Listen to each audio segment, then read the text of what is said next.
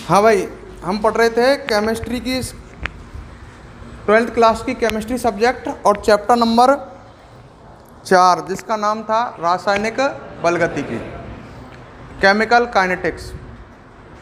Last class में हम अभिक्रिया के वेग को प्रभावित करने वाले कारक पढ़ रहे थे। ठीक है, सबसे पहला कारक तो पढ़ाया था मैंने आपको, क्रिया कारकों की सांद्रता। आपको डायरेक्ट याद रखो, अभिक्रिया का वेग क्रिया कारकों की सांद्रता के समानुपाती होता है। आपने दर नियम पढ़ा था, ध्यान है क्या? उसमें लिखा था R बराबर K और फिर क्रिया कारकों की सांद्रता, फिर उनकी घात लगाई थी अपन ने। तो अभिक्रिया का वेग क्रिया कारकों की सांद्रता के समानुपाती होता है। दूसरा प्रभावित करने वाला कारक बताया था तंत्रिका ताप या ताप बताया था। मैंने कहा था कि ताप अभिक्रिया के वेग में वृद्धि करता है। सही है क्या? हर 10 डिग्री सेल्सियस ताप में वृद्धि करने पर अभिक्रिया का वेग पूर्व वेग का लगभग 2 गुना हो जाता है। ताप अभिक्रिया के वेग में वृद्धि कैसे करता है इसको भी समझाया था। ताप क्रियाकारक अणुओं को देता है सक्रियण ऊर्जा, जिससे अभिक्रिया में भाग लेने वाले क्रियाकारक अणुओं की सांद्रता बढ़ती है, और क्रियाकारकों की सांद्रता बढ़ेगी तो आपको पता है अभिक्रिया का वेग बढ़ेगा। फिर तीसरा प्रभावित करने वाला कारक लास्ट क्लास में पढ़ाया था उत्प्रेरक। उत्प्रेरक भी अभिक्रिया के वेग को प्रभावित करता है। क्लियर? कैसे करता है इसको भी समझाया था। पहले ये बताया था कि उत्प्रेरक क्या होता है। उत्प्रेरक वे पदार्थ हैं जो अभिक्रिया के अंत में अपरिवर्तित रूप से शेष रह जाते हैं और अभिक्रिया के वेग को परिवर्तित कर देते हैं। उत्प्रेरक अभिक्रिया के वेग को तो परिवर्तित करते हैं और स्वयं अंत में ऐसे के ऐसे ही जैसे आपने डाले हैं वैसे के वैसे ही शेष रह जाते हैं। मतलब उत्प्रेरक में कुछ भी नहीं होता है परिवर्तन, वो अपरिवर्तित रहता है अंत में। उत्प्रेरक 2 प्रकार के बताए थे, धनात्मक और ऋणात्मक। धनात्मक उत्प्रेरक वे होते हैं जो अभिक्रिया के वेग में वृद्धि करते हैं, और ऋणात्मक वे होते हैं जो अभिक्रिया के वेग में कमी करते हैं। धनात्मक उत्प्रेरक क्या करता है? सक्रियण ऊर्जा के मान को घटाता है। सक्रियण ऊर्जा का मान जब घटेगा तो सीधी सी बात है अभिक्रिया में भाग लेने वाले क्रियाकारकों की सांद्रता बढ़ेगी, और सांद्रता बढ़ेगी तो वेग बढ़ेगा, क्योंकि वेग क्रियाकारकों की सांद्रता के समानुपाती होता है। ऋणात्मक उत्प्रेरक उल्टा काम करता है। ऋणात्मक उत्प्रेरक सक्रियण ऊर्जा के मान में क्या कर देता है? वृद्धि। तो अभिक्रिया में भाग लेने वाले क्रियाकारकों की सांद्रता घट जाएगी और वेग घट जाएगा। सही है? चौथा कारक मैंने आपको पढ़ाया था लास्ट में, क्रियाकारकों का पृष्ठीय क्षेत्रफल। बताया था कि ये मैंने एग्जाम्पल दिया था लकड़ी वाला, ध्यान आया हो आपको। क्रियाकारक का पृष्ठीय क्षेत्रफल, पृष्ठ सतह का क्षेत्रफल, पृष्ठीय क्षेत्रफल। अगर आप किसी क्रियाकारक को चूर्णित करते हो, टुकड़ों में बांट देते हो, तो अंदर के अणु भी बाहर आ जाएंगे। अंदर के अणु भी बाहर आ जाएंगे तो पृष्ठीय क्षेत्रफल में क्या हो जाएगी? वृद्धि। जब किसी क्रियाकारक को चूर्णित करते हैं तो उसका पृष्ठीय क्षेत्रफल बढ़ता है, और पृष्ठीय क्षेत्रफल बढ़ेगा तो अभिक्रिया में भाग लेने वाले क्रियाकारक अणु बढ़ जाएंगे। अरे क्रियाकारक का पृष्ठीय क्षेत्रफल बढ़ा, इसका मतलब क्या है? अंदर के अणु भी आ गए बाहर, तो अभिक्रिया में वे भी तो भाग लेंगे। फिर तो अभिक्रिया में भाग लेने वाले क्रियाकारक अणुओं की क्या बढ़ेगी? सांद्रता, वेग बढ़ेगा। पृष्ठीय क्षेत्रफल बढ़ाया आपने, क्रियाकारक अणुओं की सांद्रता बढ़ेगी, सांद्रता बढ़ेगी तो वेग बढ़ेगा। जैसे मैंने कहा था, एक लकड़ी को जलाएं अपन और एक चूर्णित लकड़ी को जलाएं, दोनों में अंतर है। अगर एक लकड़ी को जलाएं जो चूर्णित नहीं है, समझ के मेरी बात, लकड़ी को जलाएं तो दहन अभिक्रिया जो होगी, जलाने की जो अभिक्रिया होगी, उसमें केवल लकड़ी के बाहर के क्रियाकारक अणु ही भाग लेंगे। पर अगर लकड़ी को आप चूर्णित कर लोगे तो अंदर के अणु भी बाहर आ जाएंगे, तो अभिक्रिया में भाग लेने वाले अणुओं की संख्या क्या हो जाएगी? ज़्यादा। चूर्णित लकड़ी का दहन तीव्र वेग से होता है, मतलब अभिक्रिया का क्या बढ़ जाएगा? वेग। क्या बढ़ने से? पृष्ठीय क्षेत्रफल। इस तरह से आपको समझाया था लास्ट में। तो हम 4 प्रभावित करने वाले कारक तो पढ़ चुके हैं, 1-2 कारक और देखते हैं। 5वां कारक ढंग से देखना, अभिक्रिया के वेग को प्रभावित करने वाला। ठीक है? क्रियाकारक व उत्पाद की प्रकृति। इसमें मैं आपको क्या पढ़ाने वाला हूं, ढंग से देखो। प्रभावित करने वाला कारक है नेक्स्ट, क्रिया कारक व उत्पाद की प्रकृति, ये भी अभिक्रिया के वेग को प्रभावित करती है। कोई क्रिया कारक ऐसा है जिसमें बंध दुर्बल हैं, सही है, मान लो A2 प्लस B2 आपस में क्रिया करते हैं और 2AB बनते हैं। A2 और B2 क्रिया कारक हैं और AB क्या है, उत्पाद है, सही है। AB में A और B के बीच में बंध बन रहा है, ठीक है ना। इसको ऐसे लिख देता हूँ आपके समझ में आ जाए तो, A2 प्लस B2 से बन रहा है 2AB, वही रिएक्शन है, केवल अलग तरह से लिख दी है। अगर क्रिया कारक में बंध दुर्बल हैं, ये बंध क्रिया कारकों में जो बंध हैं ये दुर्बल हैं, दुर्बल हैं तो आराम से टूट जाएंगे, आसानी से टूटेंगे, हैं। और उत्पाद में जो बंध बन रहा है ये स्ट्रांग है, प्रबल है, और ये बंध कैसे बताए मैंने, दुर्बल हैं। क्रिया कारकों में बंध दुर्बल हैं और निर्मित उत्पाद में बंध प्रबल हैं। सोच, अभिक्रिया का वेग ज़्यादा मिलेगा कि कम, ज़्यादा। अभिक्रिया जब होगी तो क्या होगा, पहले बंध टूटेंगे, तभी तो एक ए दूसरे बी के संग जुड़ करके ए भी बनाएगा, एक ए दूसरे बी के संग जुड़ करके ए भी बनाएगा। पहले क्रियाकारक अणुओं के बंध टूटेंगे। अभिक्रिया में क्या होता है, पहले क्रियाकारक अणुओं के बंध टूटते हैं, फिर जब उत्पाद बनता है तो नए बंधों का क्या होता है, निर्माण। तो अभिक्रिया में यही होता है, क्रियाकारक अणुओं के बीच में जो बंध हैं वो टूटेंगे, नए बंध बनेंगे, भाई यही तो होता है अभिक्रिया में। अब मैं यही आपसे बात कहना चाह रहा हूं, अगर बंध दुर्बल हुए तो आराम से टूटेंगे, सही है क्या। अब मान ले बंध बहुत ज़्यादा स्ट्रॉन्ग है, वे टूट ही ना रहे, तो अभिक्रिया का वेग तो जीरो आएगा भाई। बंध बहुत ही ज़्यादा स्ट्रॉन्ग है क्रियाकारक अणुओं में तो उत्पाद बनेगा ही नहीं, और उत्पाद बनेगा ही नहीं तो आप समझ सकते हो अभिक्रिया होगी नहीं तो वेग जीरो होगा। मैं ये कहना चाह रहा हूँ, अगर क्रियाकारक में बंध दुर्बल हैं और उत्पाद में बंध कैसे बनते हैं, स्ट्रॉन्ग, तो ऐसी स्थिति में अभिक्रिया का वेग क्या आता है, ज़्यादा।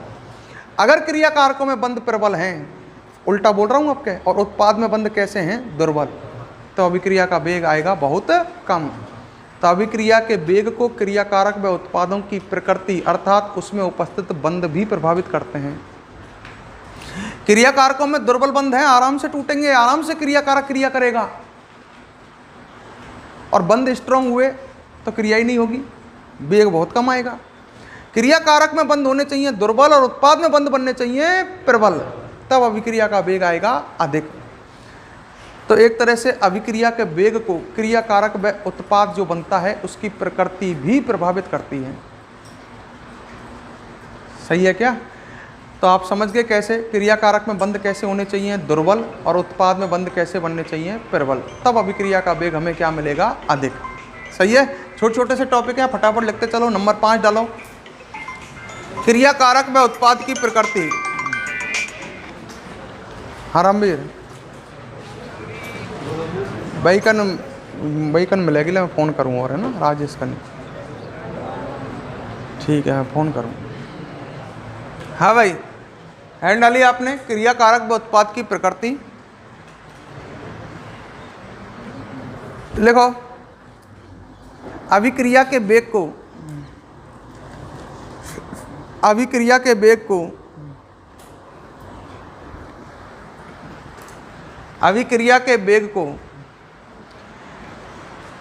क्रियाकारक व उत्पाद की प्रकृति भी प्रभावित करती है।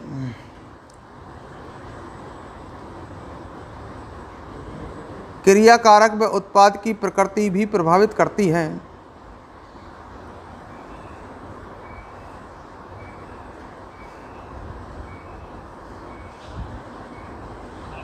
चाह भी चाहिए साहब, वो घिसाई बड़ा आया हुआ है। क्रियाकारक व उत्पाद की प्रकृति भी प्रभावित करती है। आगे लिखो, यदि क्रियाकारकों में बंध दुर्बल, हाँ जी, अच्छा, के पास है ना। यदि क्रियाकारकों में बंध दुर्बल तथा निर्मित उत्पाद में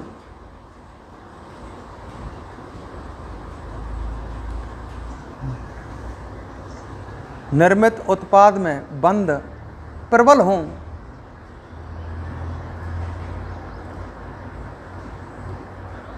अरे वो सामने मकान ना आएगा प्रिंसिपल को के को वहाँ में है विचुरेट है ना, वहाँ पर मिल जाएगी। निर्मित उत्पाद में बंध प्रबल हो तो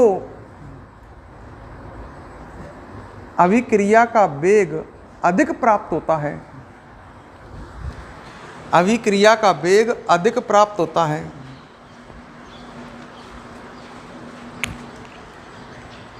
ठीक है, तो इतना याद रख लेना इसमें। अच्छा, अगला प्रभावित करने वाला कारक नंबर 6, ध्यान देते चलो, समझते चलो। अगला प्रभावित करने वाला कारक है नंबर 6,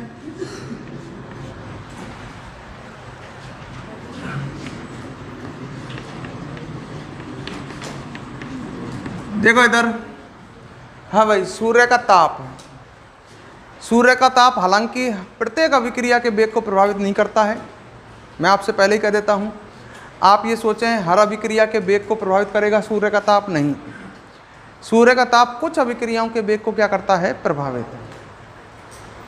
सही है, मतलब सूर्य का ताप भी अभिक्रियाओं के वेग को प्रभावित करने वाला कारक है, पर सभी अभिक्रियाओं के वेग को प्रभावित करने वाला कारक नहीं है।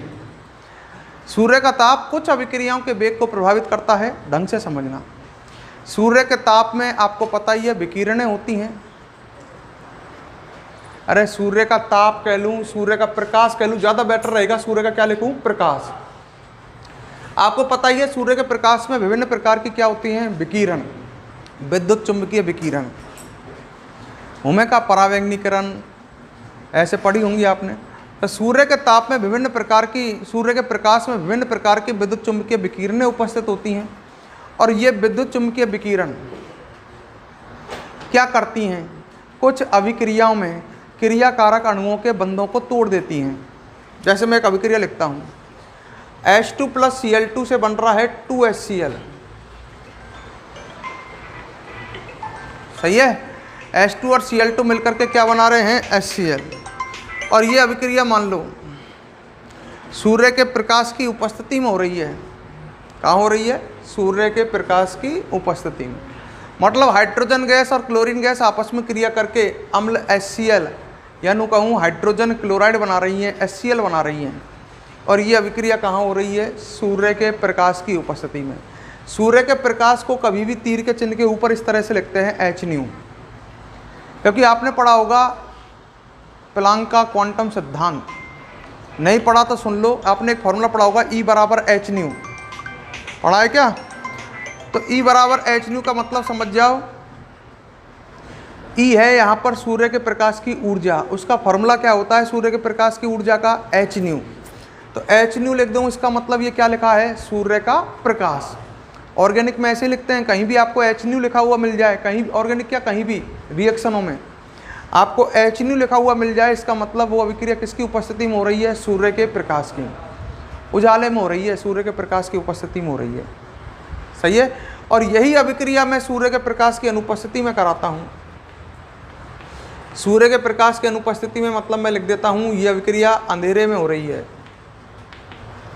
सही है क्या, अंधेरे में ये अभिक्रिया होगी ही नहीं। मेरा कहने का मतलब समझो, सूर्य के प्रकाश की उपस्थिति में क्या होता है, H2 के बंध जो हैं वो आराम से टूट जाते हैं, क्योंकि सूर्य के प्रकाश में उपस्थित हैं, आपको पता ही है, विभिन्न प्रकार की विद्युत चुंबकीय विकिरणें जिनके पास ऊर्जा होती है, और वो ऊर्जा H2 अणु में उपस्थित बंधों को तोड़ देती है। ऐसे Cl2 अणुओं में उपस्थित बंधों को भी तोड़ देती है, फिर H और Cl आपस में जुड़ के HCl बना लेते हैं। अंधेरे कमरे में क्या होगा, ये बंध टूटेंगे ही नहीं। H2 और Cl2 के बाद बंध नहीं टूटेंगे तो आप समझ सकते हो किसका निर्माण नहीं होगा, HCl। पहले बंध टूटेंगे जब तो HCl बनेगा। तो अंधेरे कमरे में ये अभिक्रिया होती ही नहीं है। सूर्य के प्रकाश में जो विकिरण है वे इसमें H2 और Cl2 में उपस्थित बंधों को तोड़ देती हैं। बंध टूटेंगे जब तो अभिक्रिया होएगी, बंध ही नहीं टूटेंगे तो क्या HCl बन जाएगा, क्या नहीं बनेगा। तो आप समझ सकते हैं सूर्य के प्रकाश की उपस्थिति में तो ये अभिक्रिया हो रही है, अंधेरे में नहीं हो रही। मतलब अंधेरे में इस अभिक्रिया का वेग कितना आ रहा है, 0। अभिक्रिया हो ही नहीं रही तो वेग 0। यहाँ इसका कुछ ना कुछ वेग मिलेगा। इसका मतलब ये हुआ, यहाँ पर आप देख सकते हो कि सूर्य का प्रकाश इस अभिक्रिया के वेग को क्या कर रहा है, प्रभावित। अंधेरे में तो वेग 0 आ रहा है ना, सही है। तो कुछ अभिक्रियाओं में आप देख सकते हो कि सूर्य का प्रकाश जो है वो भी अभिक्रिया के वेग को प्रभावित करने वाला क्या बन जाता है, कारक। अंधेरे कमरे में हाइड्रोजन और क्लोरीन आपस में क्रिया नहीं करेंगी, सूर्य के प्रकाश की उपस्थिति में ये क्रिया कर लेंगी और HCl बना लेंगी, सही है। तो लिख सकते हैं, मैं क्या लिखाने वाला हूँ पहले सुन लो एक बार। सूर्य का प्रकाश भी कुछ अभिक्रियाओं के वेग को प्रभावित करता है। सूर्य के प्रकाश में उपस्थित विद्युत चुंबकीय विकिरण या सूर्य के प्रकाश में उपस्थित विकिरण क्रियाकारक अणुओं के बंधों को वियोजित कर, क्रियाकारक अणुओं में उपस्थित बंधों को वियोजित कर उनसे उत्पाद का निर्माण करवाती हैं, सही है क्या। ये कुछ अभिक्रियाओं में होता है, हर अभिक्रिया में नहीं होता। क्लियर, लिखो तो। नंबर 6, सूर्य का प्रकाश। लिखो, सूर्य का प्रकाश है डाल दी। अब इसमें दो आगे लिखो, लिखो सूर्य का प्रकाश कुछ रासायनिक अभिक्रियाओं, सूर्य का प्रकाश कुछ रासायनिक अभिक्रियाओं के वेग को प्रभावित करता है।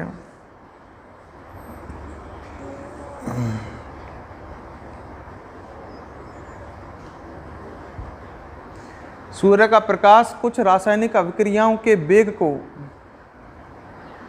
प्रभावित करता है। आगे लिखो, सूर्य के प्रकाश में उपस्थित विकिरण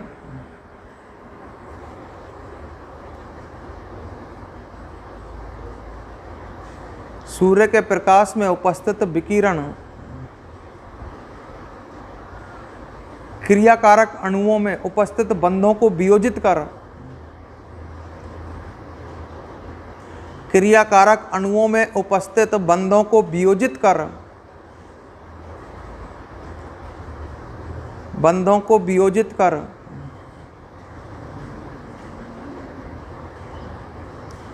बंधों को वियोजित कर उत्पाद का निर्माण करती हैं, उत्पाद का निर्माण कराती हैं, उत्पाद का निर्माण कराती हैं और उत्पाद बनाएंगी। तो तू समझ गया ना, सूर्य का प्रकाश भी किसको प्रभावित करता है, अभिक्रिया के वेग को।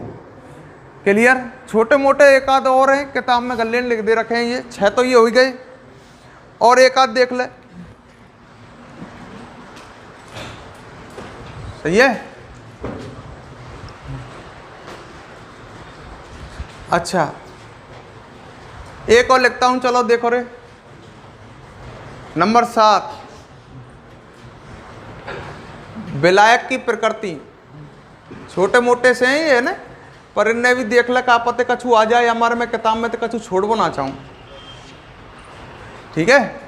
विलायक की प्रकृति। विलायक आप जानते ही हैं, एक विलयन है,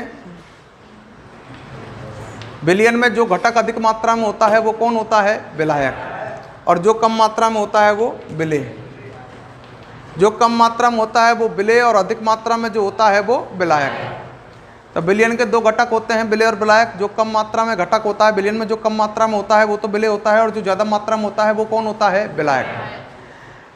जब विलयन बनता है तो अधिकांश जगह ऐसा होता है कि विलेय और विलायक आपस में क्रिया करते हैं। जैसे मान लीजिए जल है विलायक और इसमें अमोनिया गैस आप घोलोगे, जल तो है विलायक और इसमें आप अमोनिया गैस घोलोगे, तो अमोनिया गैस जल से क्या करेगी, क्रिया। अमोनिया गैस जल से क्रिया करेगी और NH4OH बनेगा। तो जब विलयन बनाते हो आप तो वहाँ एक रासायनिक अभिक्रिया चलती है, विलेय और विलायक आपस में क्रिया करके विलयन बनाते हैं, विलेय और विलायक आपस में क्रिया करके विलयन बनाते हैं। नॉर्मली ऐसा होता है, जब आप विलयन बनाते हो तो विलेय और विलायक आपस में क्रिया करते हैं और क्या बनता है, विलयन बनता है। तो ये विलयन किसका बनेगा, NH4OH का। अमोनिया, पानी आपने ले लिया, अमोनिया गैस इसमें डाली तो अमोनिया और पानी क्रिया करके NH4OH बनाएंगे, तो इस विलयन का निर्माण होगा, इसमें NH4OH का विलयन बनेगा ये, जिसमें NH4 प्लस और OH माइनस आयन होंगे, क्योंकि क्षार पानी में टूट जाएगा धनायन और ऋणायन में, सही है। अमोनिया और जल आपस में ये मिलाए आपने, NH4OH बनता है और क्षार जल में टूट जाएगा, OH माइनस देगा ना, तो विलयन बन जाएगा NH4OH का। तो अधिकांश विलयनों में ऐसा ही होता है, जब विलय और विलायक मिलाते हैं तो विलयन बनता है, तो विलय और विलायक आपस में रिएक्शन करते हैं। अब आपको ढंग से सुनो, अगर दोनों की प्रकृति एक जैसी हुई, जैसे अपन पढ़ते हैं दोनों समान समान को घोलता है, पढ़ा था अपन ने सॉल्यूशन चैप्टर में, विलयन में समान समान को घोलता है। अगर विलय ध्रुवीय है और विलायक ध्रुवीय है, दोनों ही ध्रुवीय हैं, ध्यान करना, सॉल्यूशन पढ़ लेना भले ही आप, सही है क्या। विलेयता को प्रभावित करने वाले कारकों में बताया गया था ये, अगर विलय और विलायक दोनों की प्रकृति एक जैसी है, जैसे मतलब दोनों ही ध्रुवीय हैं, तो ऐसी स्थिति में विलेयता अधिक आती है, ऐसा पढ़ा था हमने। विलेयता अधिक आती है, इसका मतलब अभिक्रिया का वेग ज़्यादा आएगा। विलेयता ज़्यादा आती है मतलब विलय और विलायक दोनों की प्रकृति ज़्यादा एक जैसी होगी, तो दोनों आसानी से क्या करेंगे, अभिक्रिया, और आसानी से अभिक्रिया करेंगे, इसका मतलब अभिक्रिया का वेग क्या आएगा, ज़्यादा आएगा। और दोनों ही ऐसे ले लिए एक दूसरे के अपोजिट, एक ध्रुवीय और एक कैसा ले लिया, अध्रुवीय, दोनों के मध्य रिएक्शन ही नहीं होगी, वेग क्या आएगा, बहुत कम। तो अभिक्रिया का वेग हम कह सकते हैं एक तरह से विलय और विलायक दोनों की प्रकृति पर डिपेंड करता है, पर बुक में ऐड है विलायक की प्रकृति, सही है। अपन इसमें क्या लिख सकते हैं सिंपल शब्दों में, ज़्यादा डिटेल में मत घुसो। विलायक की प्रकृति हम कह सकते हैं यदि विलय और विलायक की प्रकृति समान है, अर्थात विलय ध्रुवीय हो और विलायक भी ध्रुवीय हो, या विलय अध्रुवीय हो और विलायक भी अध्रुवीय हो, तो रासायनिक अभिक्रिया का वेग उनके मध्य होने वाली, विलय और विलायक के मध्य होने वाली रासायनिक अभिक्रिया का वेग क्या प्राप्त होता है, तीव्र। दोनों की प्रकृति एक जैसी होनी चाहिए, या तो दोनों ही ध्रुवीय होने चाहिए विलय और विलायक, या दोनों ही कैसे होने चाहिए, अध्रुवीय, तब उनके मध्य जो अभिक्रिया होगी उसका वेग आपको क्या मिलेगा, तीव्र मिलेगा। ठीक है, छोटे छोटे से लिख रहे हैं, ये ज़्यादा नहीं है, तो इनको लिखते चलो फटाफट। नंबर 7 डालो, विलायक की प्रकृति।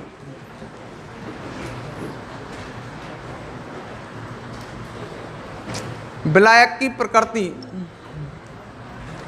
लिख लो इसमें।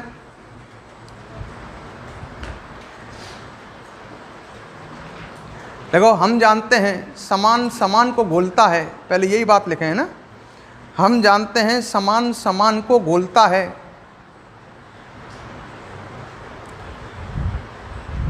समान समान को घोलता है, ऐसे पढ़ा था हमने, समान समान को घोलता है। आता है यदि विलय व विलायक की प्रकृति समान हो, विलय व विलायक की प्रकृति समान हो, तो उनके मध्य होने वाली अभिक्रिया का वेग, विलय व विलायक की प्रकृति समान हो तो उनके मध्य होने वाली अभिक्रिया का वेग तीव्र प्राप्त होता है। अभिक्रिया का वेग तीव्र प्राप्त होता है,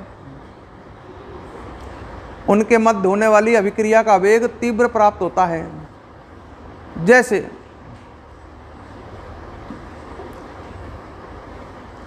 यदि ध्रुवीय विलय को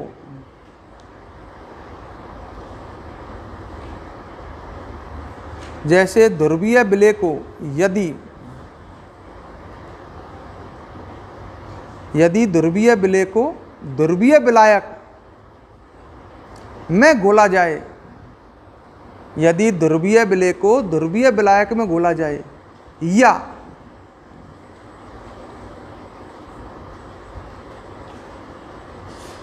या अध्रुवीय विलय को अध्रुवीय विलायक में घोला जाए,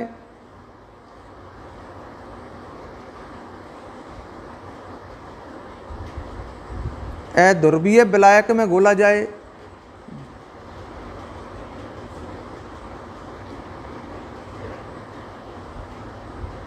तो उनके मध्य होने वाली अभिक्रिया का वेग तीव्र प्राप्त होता है। उनके मध्य होने वाली अभिक्रिया का वेग तीव्र प्राप्त होता है। सही है, उनके मध्य होने वाली अभिक्रिया का वेग तीव्र प्राप्त होता है।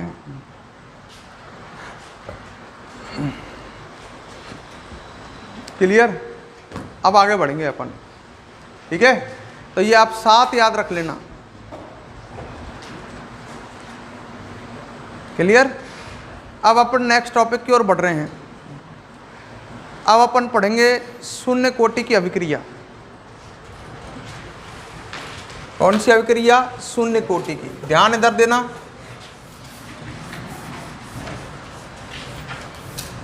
सामने ध्यान। शून्य कोटि की अभिक्रिया, पूरा फोकस लगा दो भाई।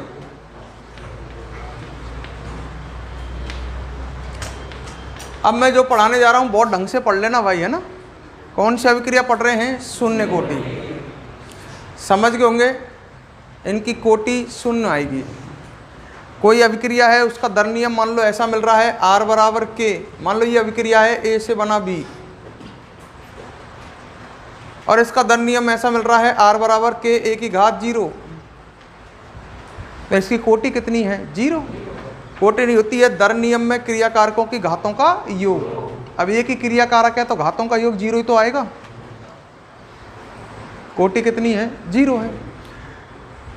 शून्य कोटि या की घात 0 है क्रिया कारक की, तो यह हटा दूं मैं। अरे कोई की घात 0 हो तो कोई लिख देते सेंस है का? तो अभिक्रिया का वेग किसके बराबर आएगा? तो शून्य कोटि की अभिक्रिया का वेग जो होता है वो किस पर डिपेंड नहीं करता? क्रिया कारक की सांद्रता। हम अब तक ये पढ़ते आए हैं, अभिक्रिया का वेग क्रिया कारकों की सांद्रता के समानुपाती होता है। पढ़ते आए हैं, पढ़ा है ना तुमने।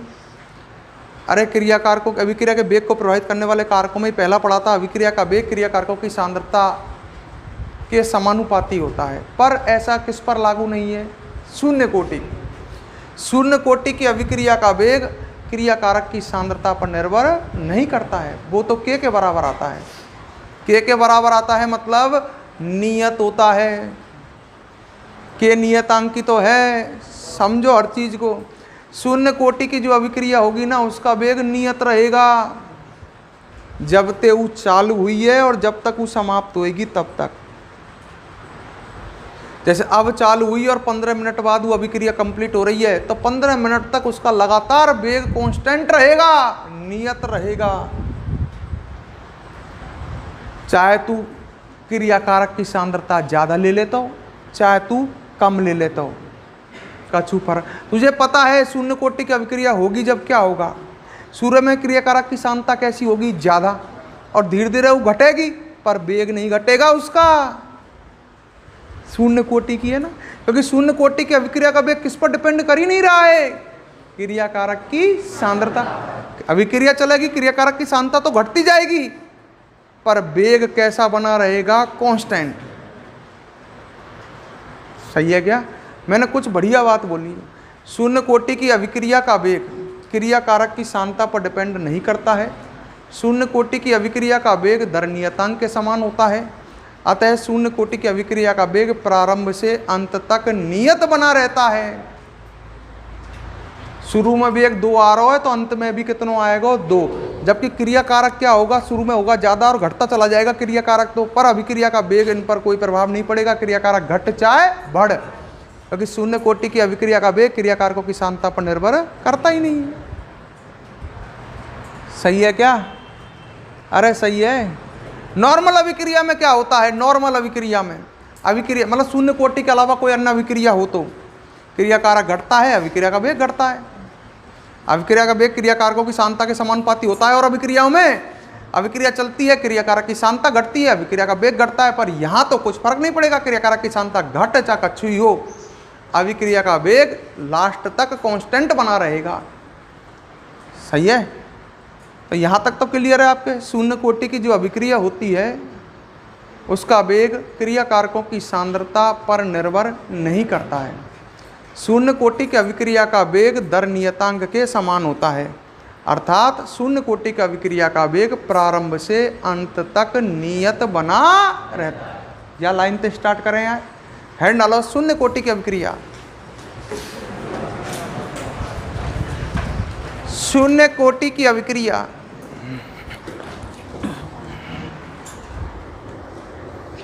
शून्य कोटि की अभिक्रिया लिखो इसमें शून्य कोटि की अभिक्रिया का वेग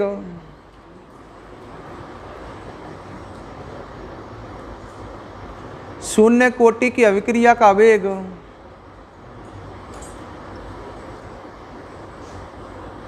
अभिक्रिया का वेग क्रिया कारकों की सांद्रता पर निर्भर नहीं करता है। क्रिया कारकों की सांद्रता पर निर्भर नहीं करता है। ठीक है बेटा, क्रिया कारकों की सांद्रता पर निर्भर नहीं करता है। आगे लिखो, शून्य कोटि की अभिक्रिया का वेग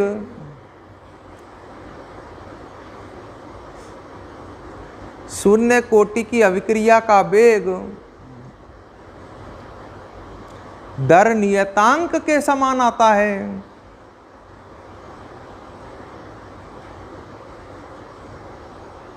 दर नियतांक के समान आता है, अर्थात शून्य कोटि की अभिक्रिया का वेग प्रारंभ से अंत तक नियत रहता है। अर्थात शून्य कोटि की अभिक्रिया का वेग प्रारंभ से अंत तक नियत रहता है।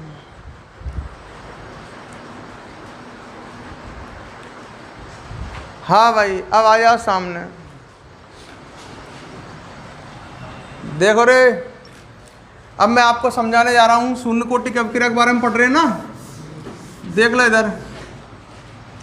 मैंने ये अभिक्रिया लिखी है, माना निम्न अभिक्रिया, ध्यान से देख लियो भाई, शून्य कोटि की है। काय की है? ध्यान पूरी तरह से बोर्ड पर। मैं अभिक्रिया लिखने जा रहा हूं, मान लेते हैं वो अभिक्रिया कैसी है, शून्य कोटि की। और अभिक्रिया ये है, आर से पी लिख ले, चाहे ए से बी लिख ले, कछु लिख ले। आर से पी लिख लेते हैं, चलो।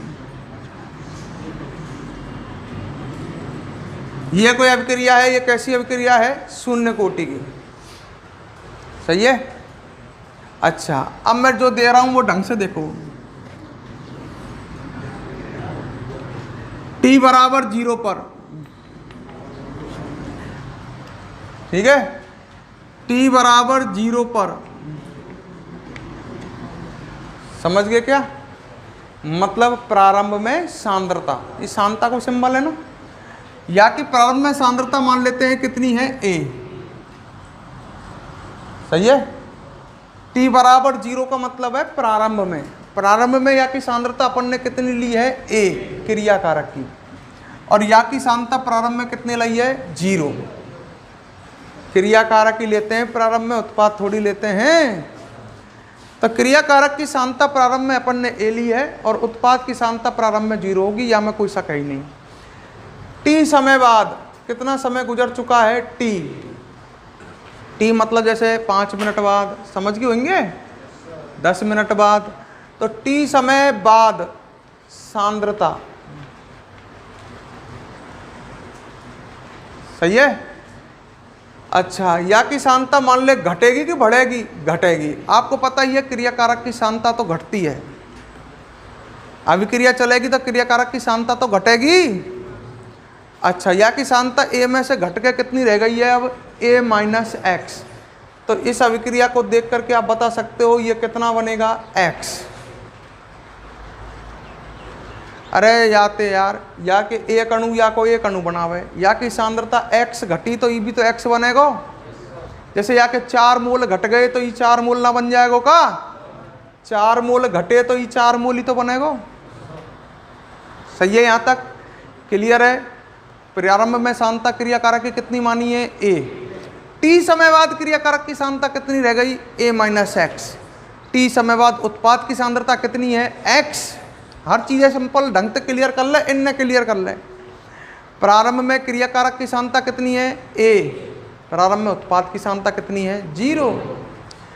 t समय बाद, t समय गुजरने के बाद क्रिया कारक की सांद्रता कितनी रह गई, a माइनस एक्स। उत्पाद की सांद्रता कितनी है t समय गुजरने के बाद, x। क्लियर है ये। अच्छा, अब मैं इस अभिक्रिया के लिए वेग लिखता हूं, सही है क्या? एक तो वेग मैं लिख रहा हूं r बराबर के वेग दर नियम से लिख रहा हूं, दर नियम से, दर नियम समझ गो, एगो प्रयोग करे मैंने यहाँ पे हो, और या का दर नियम लिखो मैंने r बराबर के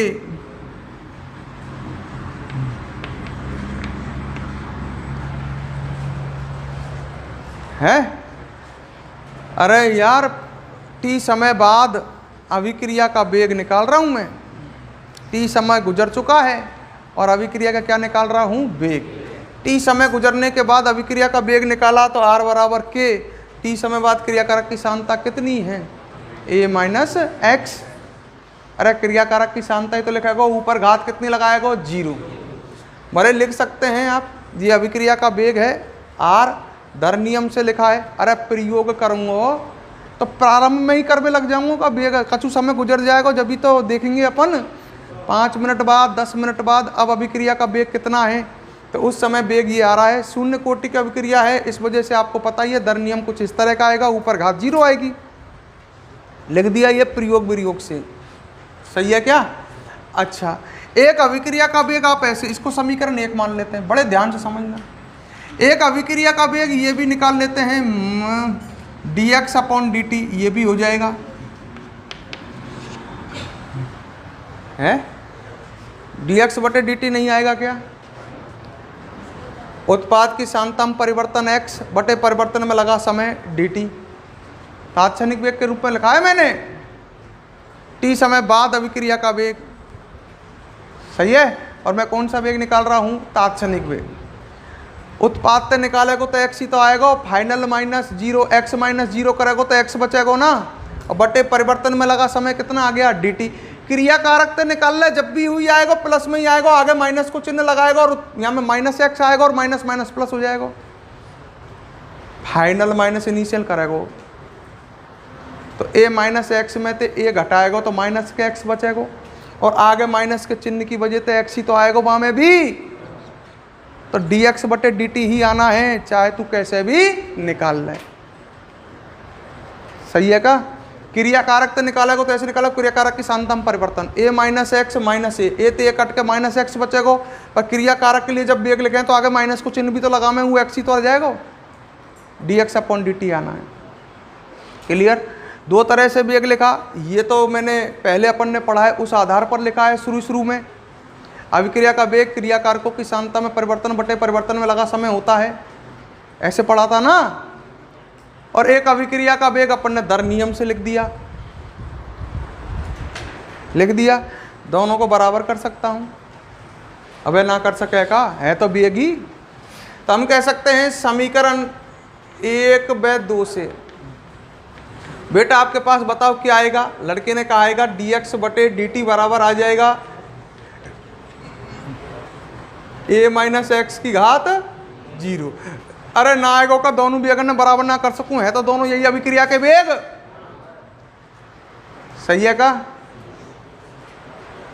हटा दिया है, कोई मतलब तो ही ना है। dx बटे dt बराबर क्या आ जाएगा? k, और dx बराबर क्या लिखा जा सकता है? k dt। बोल गलत लिखो है का? ये कहलाएगा अभिक्रिया का, शून्य कोटि की अभिक्रिया का अवकलित वेग समीकरण। कौन सा वेग समीकरण है ये?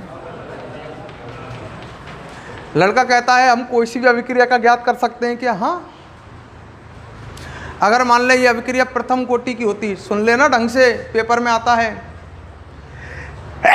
ऐसा देता है, प्रथम कोटि की अभिक्रिया के लिए अवकलित वेग समीकरण लिखिए या ज्ञात कीजिए। प्रथम कोटि की अभिक्रिया होती तो यहाँ घात कितनी आती? मात्र 1।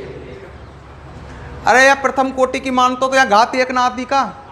या अभिक्रिया प्रथम कोटि की मान कर दे, घात 1 आती, और ये वेग तो यही आता dx अपॉन dt आता, तब यहाँ पर कितना आ जाता? मात्र 1। सही है का? यही लिख दे तो भले ही तू।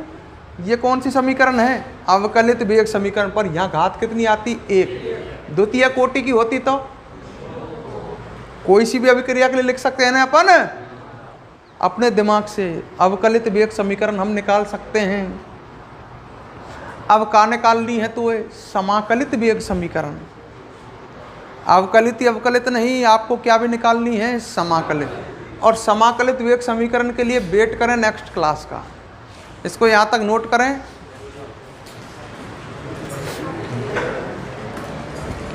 वीडियो को पॉज करके लिख लें भाई।